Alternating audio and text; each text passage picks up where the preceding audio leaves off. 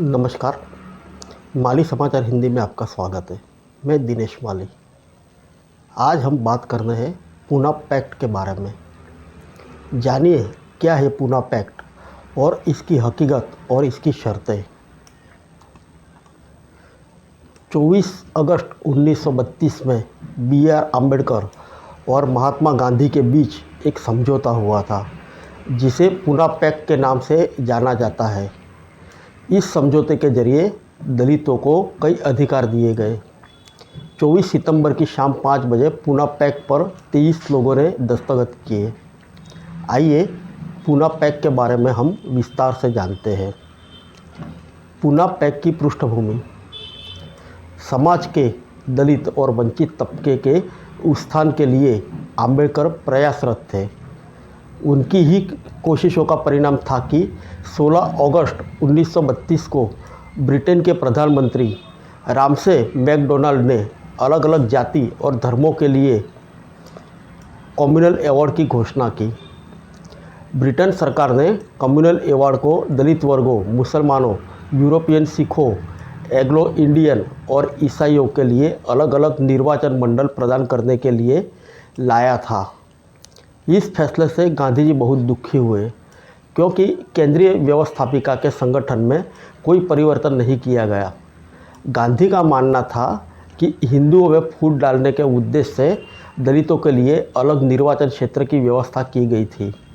इसमें मुस्लिम सांप्रदायिकता को विशेष बढ़ावा दिया गया था। गांधी जी इसे हिंदू समाज को बांटने की साजिश के तौर पर देख रहे थे। गांधी जी ने 18 अगस्त 1932 को मैकडोनाल्ड को एक पत्र लिखकर इस निर्णय का विरोध किया।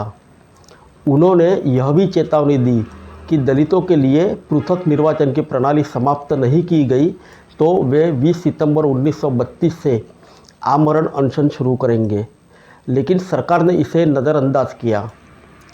सरकार ने गांधी जी पर आरोप लगाया कि वह दलित का उत्थान नहीं चाहते। दलितों के नेता B.R. अम्बेडकर भी सांप्रदायिक निर्णय के पक्ष में थे, क्योंकि अम्बेडकर का मानना था कि अलग निर्वाचन मंडल जैसे राजनीतिक समाधान दलित वर्गों के उत्थान के लिए काम करेंगे। इसके खिलाफ गांधी जी 20 सितंबर 1932 को यरवड़ा जेल में आमरण अनशन शुरू किया।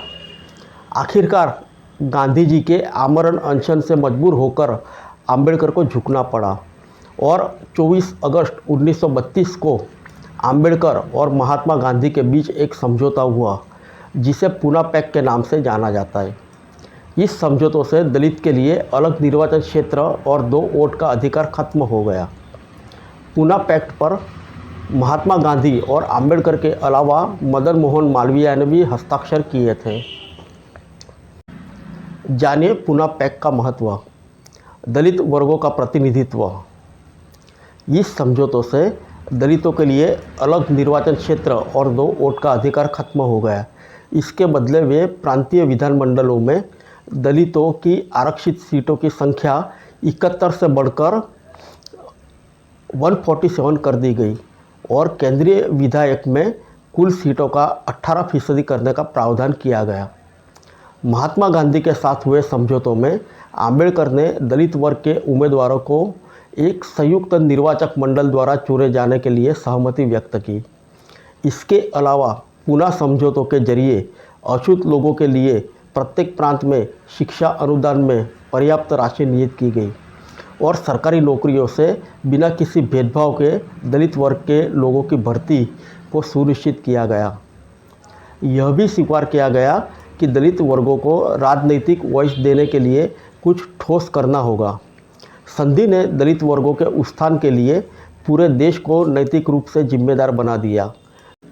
चूँकि पूना पैक्ट में जिन रियायतों पर सहमति हुई थी वे दुनिया के सबसे बड़े सकारात्मक कार्यक्रम, विधायिका, सार्वजनिक सेवाओं और शैक्षणिक संस्थानों में आरक्षण के अग्रदूत थे, जिसे स्वतंत्र भारत में बहुत बाद में शुरू किया गया था। गांधी और अम्बेडकर दृष्टिकोण में अंतर। गांधी और अम्बेडकर दोनों ही जाति व्यवस्था से संबंधित कुरीतियों के आलोचक थे। इनके अलावा दोनों नेता दलित वर्गों के उत्थान के लिए भी कटिबद्ध थे। हालांकि दोनों नेताओं के दृष्टिकोण भिन्न भिन्न थे। आम्बेडकर वर्ण व्यवस्था के उन्मूलन के पक्षधर थे, क्योंकि उनका मानना था कि जब तक समाज में वर्ण व्यवस्था रहेगी तब तक समाज कुरीतियों विद्यमान रहेंगी। वही गांधी जी कभी वर्ण व्यवस्था के उन्मूलन के पक्षधर नहीं थे। गांधी जी समाज में व्याप्त वर्ण व्यवस्था संबंधी कुरीतियों के उन्मूलन के पक्ष में थे। आम्बेडकर के अनुसार जाति एक राजनीतिक मुद्दा है और वह दलित वर्गों के उत्थान के लिए राजनीतिक समाधान चाहते हैं। आम्बेडकर का कहना था कि एक राजनीतिक लोकतंत्र तब तक अर्थहीन है जब इसमें दलित वर्ग की समान भागीदारी न हो। गांधी जी के अनुसार वर्ण व्यवस्था एक सामाजिक मुद्दा है। गांधी जी लोगों के दिल दिमाग को बदलकर इसमें सुधार लाना चाहते थे। आम्बेडकर ने अधिकार आधारित दृष्टिकोण को प्राथमिकता दी, जबकि गांधी जी का दृष्टिकोण विश्वास और आध्यात्मिकता के माध्यम से था। इसलिए आम्बेडकर ने दलित वर्गों को दलित कहा। दूसरी तरफ गांधी जी ने दलित वर्गों के लिए हरिजन शब्द का प्रयोग किया। क्या थी पूना पैक्ट की शर्तें? इस समझौतों से दलितों के लिए अलग निर्वाचन क्षेत्र और 2 वोट का अधिकार खत्म हो गया। उसके बदले में प्रांतीय विधानमंडलों में दलितों को आरक्षित सीटों की संख्या 71 से बढ़ाकर 147 कर दी गई।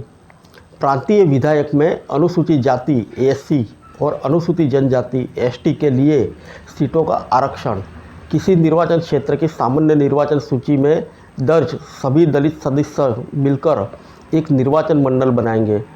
यह निर्वाचन मंडल प्रत्येक आरक्षित निर्वाचन क्षेत्र के लिए एक मत प्रणाली के माध्यम से दलित वर्ग के 4 सदस्यों के एक पैनल का चयन करेगा। इन वर्गों का प्रतिनिधित्व संयुक्त निर्वाचन मंडल और आरक्षित सीटों के मानक पर आधारित था। दलित वर्ग का मताधिकार लोथियन समिति की रिपोर्ट के अनुसार होगा। प्रत्येक प्रांत में अनुसूचित जाति और अनुसूचित जनजाति को पर्याप्त शैक्षणिक सुविधाएं प्रदान की जाएगी।